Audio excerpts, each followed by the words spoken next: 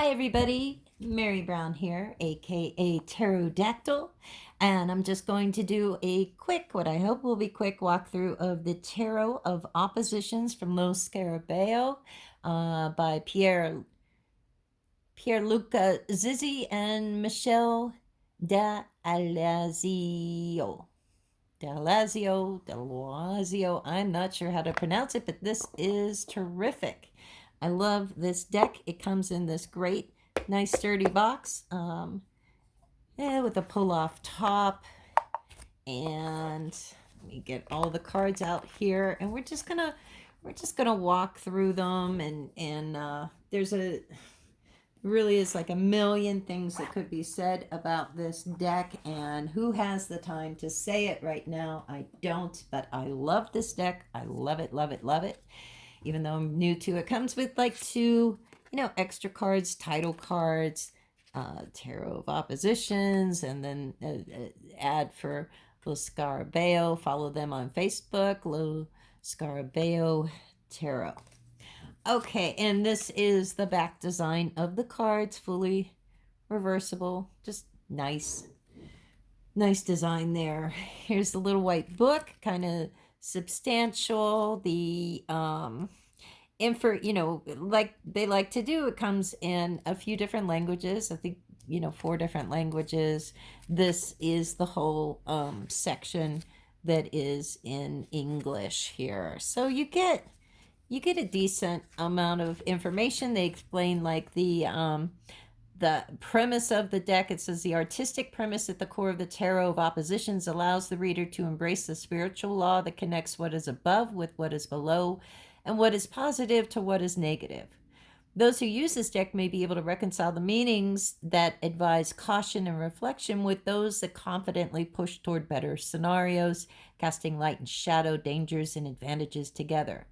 For the sake of clarity, we refer to the two halves of the cards as positive and negative, but there's no judgment implied. Think of a battery with its positive and negative terminals. Both are necessary for full energy flow. Positive alone just sits there, inert, as does negative. Positive/negative is what gets things moving. At the center of each card is a liminal space where the two polarities dialogue, often allowing the passage of objects, symbols, and energies from one extreme to the other. Give special attention to those between places. They are truths and breakthroughs to be found in the energy that flows from one polarity to the other. Okay, and then they give you a little simple spread to try. 6 card spread, 1, 2, 3, 4, 5, 6. That's the order of the cards, 2 on the bottom, 4 on the top. The first position represents the past, second, the problem, the third, resources, fourth, the future. Card number 5 is inner growth, number 6 is outer growth. So that's kind of a cool little simple spread to get you started. And they even give like a reading example that they do there. Kind of like that. And then the meanings have like two paragraphs, two interpretation, right? So positive and negative for each of the cards in the deck, which is great, because the artwork is a little bit different. But let's go ahead. So this isn't a read through that lasts forever, and let's go ahead and look through all the cards. Let's see, I think they're still in order. Pretty much. Okay, so let's see. There's the sword. I guess we will start with the majors. But I really, this deck to me is really unique, in a way that a lot of times, more unique than others. Let's say. It's not a clone. I think that's all I'm really trying to say. Like, this is totally not a clone. This is a really great, creative new idea for a tarot deck. Maybe others have tried things similar, but nothing comes to mind, really. I haven't seen anything like this, and it really intrigued me. So what they're talking about with this positive, negative, the Tarot of Oppositions, what does that look like? Well, we can start with the Fool card here. And I'm not going to give a big dialogue for each card because that'll make this video forever long. But here is a great example. So there you have the Fool, the upright Fool. And kind of a classic kind of depiction. We're kind of used to the Fool walking with the little, stick in the hat and and some animal, in this case, a bird is there. And then the opposite, or, the negative side of the card, the image, because it's all one image really, is this Fool. And, he's dressed differently. He's got a different sort of, energy on the way that he's moving. And you see you see a fox there nipping at him. So that's, it's a lot to kind of work with. And moving on to the Magician, here we have Magician, and even it's pretty traditional looking magician in some ways. You see the hand pointing up and the finger pointing down, as above so below. And then we can kind of look below, and it's kind of a really different energy to that magician there, isn't it?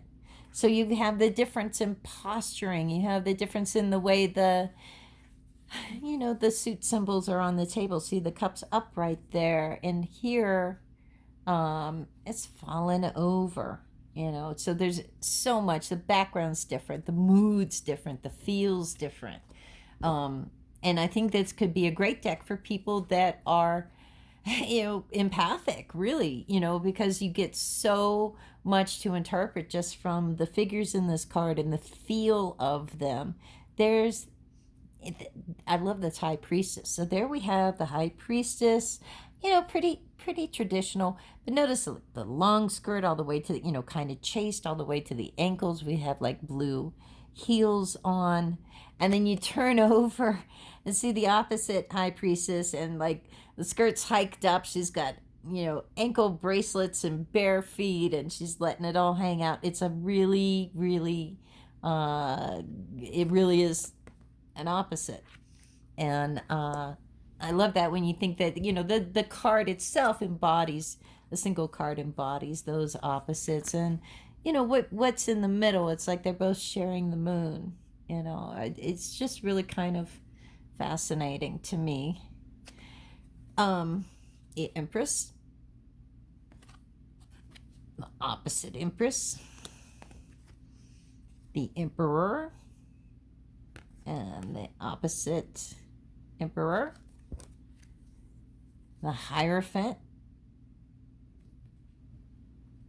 and the opposite Hierophant, and the Lover's card. This is really interesting because you do have that continuation between the two halves here, and that looks like, probably Eve handing an apple to Adam, who's on the opposite side. Look, the dead tree in the background. Notice how the sky is different in here. Look at that tree comparatively. So there's just so much in each card to work with here. Here's the Chariot, and the opposite Chariot.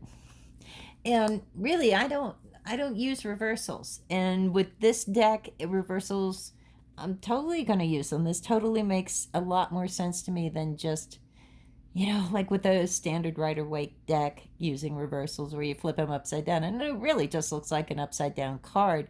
Here you flip it upside down and you really get a real image to work off of, which I really like. There's a reason for reversals with this to me. And just going through, we see the Hermit, and then the opposite Hermit,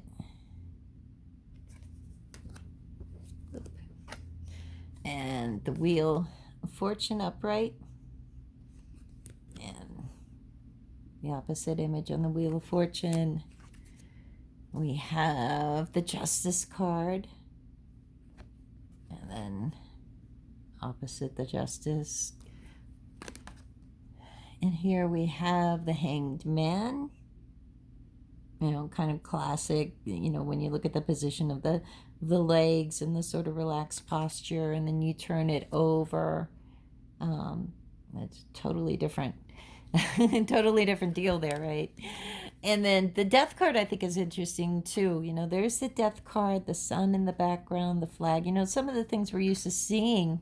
And here we have the scythe and just the darkness and this sort of, it's almost like, a wasteland.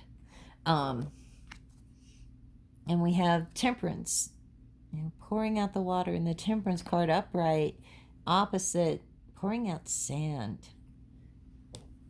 So this is really so much great stuff to work with. The devil card, and then the opposite.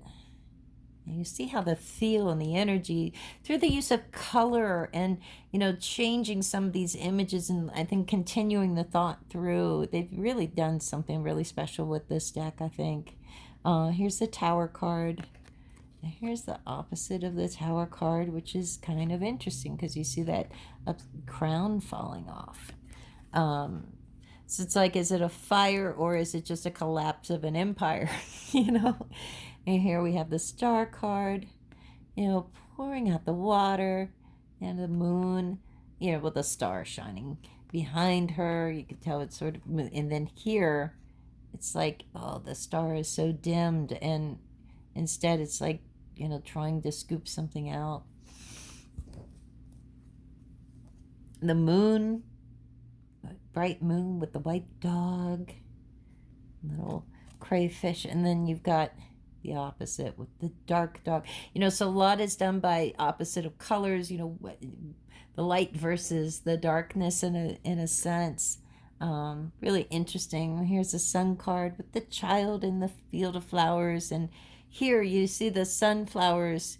They look like they're dying, and the sun's like just baking this kid who looks like they're starving. So it's very, very opposite energy. And then we have the Judgment card.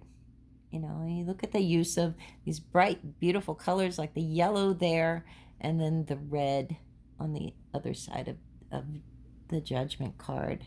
And finally, the World card in the center of it all, and the world dancer dancing, and here, not so much trying to get out of there is what it looks like. Okay, so those are the majors, and then let's take a look at the swords. Okay, so here we have the aces are so interesting to me. The ace of swords, you see the hand holding the hilt of the sword, and breaking it out of a diamond, pulling it out of a diamond, or a crystal rather, is what that looks like to me. And then on the opposite end, look, the sword continues through the card. The opposite, they're grabbing it by the blade. That's not going to feel so good. I don't see any blood dripping, but it looks like there could be with that grip. So there's a real difference in the energy of these cards, and we could talk about interpretation of each of these, but my goodness, that would take forever. Two of Swords, I just want you to see them. The opposite, Two of Swords. Three of Swords is real different. Three of Swords there, and then the opposite is maybe a little bit more what we're used to as far as the feel of the card. We're used to the Three of Swords being a card of like heartache, heartbreak, anguish, divisions, that kind of thing. You don't really see that energy too much in the upright position. So I'd have to take a look at the book and see if the artist talks about what they were thinking. Here's the Four of Swords and the opposite, Four of Swords. And I think you can come up with a lot of new meanings for these cards based on these illustrations. Here's the Five of Swords upright, and then and that's more along the lines of the traditional with the negative side of the Five of Swords. Usually, that the figure that we see is like down there, usually down on their knees. There's that, and then the Six of Swords is really interesting. These are, it's artwork, that it's illustrations, but look how photographic that boat looks in the Six of Swords. It's kind of remarkable. And then the opposite, it's sunset. This is like daytime. There's somebody on the boat. There's not anybody on the boat. You know, the little things that they do to make things different. Seven of Swords, you know, the card of the thief. And then the opposite of the Seven of Swords, it's like everything's chained up, you know, instead of being, you know, being so easily to get your hands on, right? The Eight of Swords, we have the empty chair, the swords are there. And then we have the opposite. So it's kind of like the person got free from it. And here on the opposite side, they're still stuck. And then we look at the Nine of Swords. And look at that. You know, they've got a lot on their mind.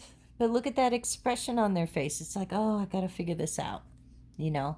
And then we have that, you know, expression that's totally different on the opposite side. Look how the colors are darker and the person just does not look like they're able to figure it out. That looks like a look of despair. And then the Ten of Swords is very interesting. Here, you know, the person has their eyes closed, their hands in prayer. They've got this sheet around them. And here they're completely covered and their eyes are open. So there's these subtle little differences of the way that they, you know, depict cards in opposition of each other. I think the court cards in this are probably the most brilliant court cards I've seen in any deck. That's the Page of Swords. Again, look at the expression on its face and the colors, the vibrancy. And here, you look at the opposite. Look at that expression. You know, look at the background. It's darker. It's like plotting. You know, this person it doesn't look as nice, I guess, as that one. And then the Knight of Swords, opposite Knight of Swords, and the Queen of Swords, and then the opposite Queen of Swords, and the King of Swords, and the opposite King of Swords. Okay, so those are the swords, and then what's next? Okay, let's look at the Pentacles. Okay, so the Ace of Pentacles to upright, and then you can look underneath it. It's the opposite, and look at just the different and how much is expressed by just the hands. You know, look at the way that the hand is holding the pentacle. It's kind of a light touch. And here it's gripping, it's straining, it's desperate. So just so much just in just a glance at these cards. And here the Two of Pentacles, you know, the balancing act, right? And then there he is with the pentacle on his leg, and, you know, everything's great. And then this, you know, the opposite is like, oh, you know, it didn't do so good at that balancing act there. And the Three of Pentacles. So that's like a monk, I guess, with a plan. You know, you got all the building tools, the square and all of that. And they're looking over the blueprint. I guess they're making a tower there. And then you turn it over. It's like everything fell by the wayside. It's just like, maybe there wasn't a plan to begin with. The Four of Pentacles, opposite of the Four of Pentacles, that sort of miserly kind of energy there. The Five of Pentacles is interesting. And look at that. Whoops. Compared to the opposite Five of Pentacles. And this is the Six of Pentacles. I mean, not a lot going on there. You know, a gift, a blessing, I guess, you know, and there's the opposite where it's got like a lizard on the pentacles there. All right. And then the Seven of Pentacles. The opposite Seven of Pentacles. Just the expression on the faces like says so much. The Eight of Pentacles, you know, working, skill, all of that. And yeah, whoops. There's the opposite. The Nine of Pentacles. You know, usually Nine of Pentacles, it's a woman alone in her garden. But in this case, it's like somebody, you know, being given a gift and seems to be appreciative, grateful, right? And the opposite not happy with the gift, it looks like. So that's something to think about. And here we have the Ten of Pentacles, hearth and home, and then there's the Ten of Pentacles. And here's with the court cards, a Page of Pentacles and the Page of Pentacles. Opposite, the Knight of Pentacles and the opposite Knight. The Queen of Pentacles and the opposite Queen of Pentacles. King of Pentacles and the opposite King of Pentacles. Okay, and let's look at the Cups cards. This is another one. The Ace of Cups. Look at, and I like how the cup kind of continues through there, right? You know, are they giving? Are they receiving? It's kind of interesting, right? But look at the hands and how they're positioned and how, it's touching it, and here, look at the grip, trying to hold on to it, trying to pull it back, It's interesting. There's kind of a tug of war going on there over love, right? Ace of Cups. So, here's the Two of Cups. There we see the romantic couple toasting each other. It looks like beautiful, bright, sunny day. And now it's like talk to the hand. So this is interesting. Three of Cups, opposite Three of Cups, and the Four of Cups, and the opposite Four of Cups. Look how the cups are kind of falling by the wayside, crumbling. And the Five of Cups. It's kind of an interesting upright Five of Cups. And then the opposite Five of Cups is kind of maybe that more along the lines of what we're seeing with the cups knocked over and the person sort of pouting about it. That don't cry over spilt milk card, right? The Six of Cups I thought was so sad. Here's the Six of Cups, happy memory, right? Childhood, nostalgia, that's great. And then, like the memory makes them sad. So there's just different interpretations that you can come up with just off the imagery in this deck in a way that I don't see it that works with other decks. Seven of Cups, opposite Seven of Cups. Look at all the stuff in those cups. So I just think this is really very, very creative. That is the Eight of Cups. That is the opposite Eight of Cups. But there's some new ideas with the imagery of some of these cards. The Nine of Cups, right? This is kind of interesting because in a way you think like, what could ever be negative about the Nine of Cups, right? We all want that. But then you look at the opposite and it's like, okay, there's a totally different energy. This person looks happy, like their dream came true. And this person is like, I want more. They're like not satisfied. Maybe they're greedy. Maybe they're unrealistic. And here we have the Ten of Cups. And the opposite Ten of Cups. Much darker. Cups aren't in such great shape there. The Page of Cups. The opposite Page of Cups is drinking the cup. The Knight of Cups. The opposite Knight of Cups, like spilling it out. I think with cups it's kind of easy, right? Because you're either like at the car, it's either the cup is either half full or half empty, literally, right? Or being spilled out. There's the Queen of Cups. And then the opposite Queen of Cups is like getting drunk. And then the King of Cups there. And the King of Cups here looks rather nefarious, like he's evil. Here, what do we have left? I think we have our Wands cards. So here is the Ace of Wands.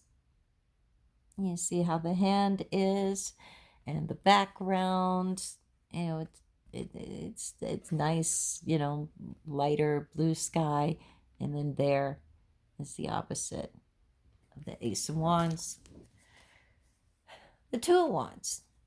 Two of Wands. They've chosen that path. They're climbing it. That's great. You know, you turn it over. Not going so great. Oops. Three of Wands here. Opposite Three of Wands.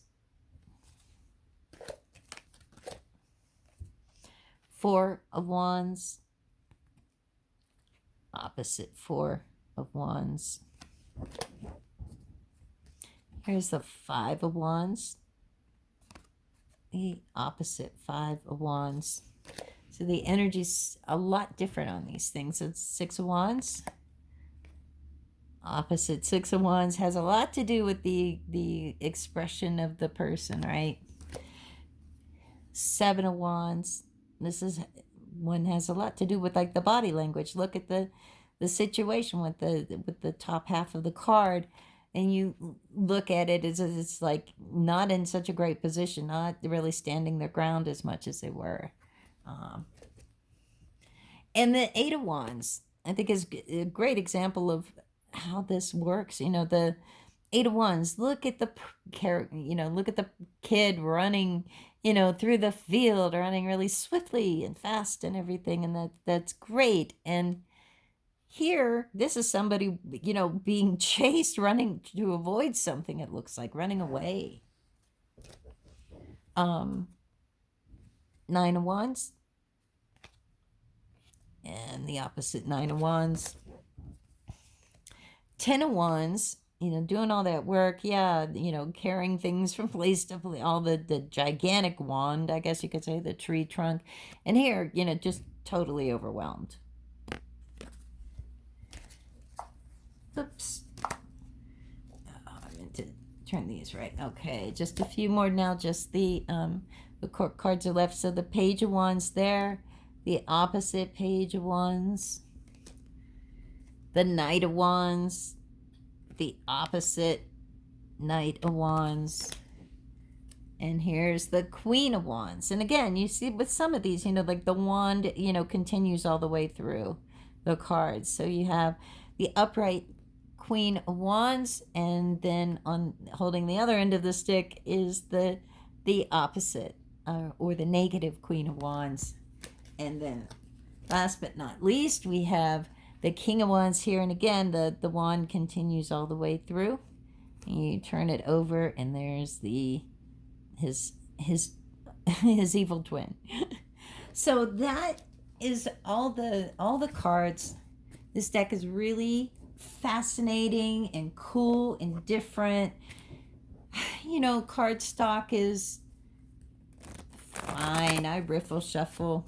You know, these are new, so it's going to take me a little while to break them in, but they're glossy, so they're slippery, I suppose, but it doesn't bother me. I'm not having problems doing that. They're, you know, standard size. Just need to break them in a little bit. I think they will hold up pretty well. You know, they're thick enough. You know, any thicker like would be a problem, because when you look at it, it's a pretty wide deck. Trying to think, you know, but yeah, I mean, so, you know, as far as card stock and all of that, I don't have a problem with them. Some people may not like the glossy lamination. I don't have a problem with it. You know, I'm used to and love a lot of mass-produced decks, so it just really often doesn't bother me. So that is the Tarot of Oppositions. I hope you enjoyed the walkthrough, and stay tuned for more walkthroughs of different decks, tarot and oracle decks, to be coming up shortly. Be sure to tune into the Tarot Today show on Saturdays.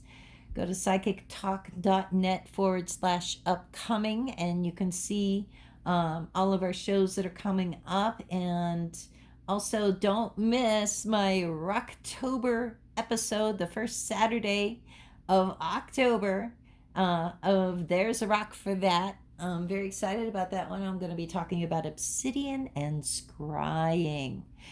Anyways, hope you all enjoyed this. Talk to you soon. Bye-bye, everybody.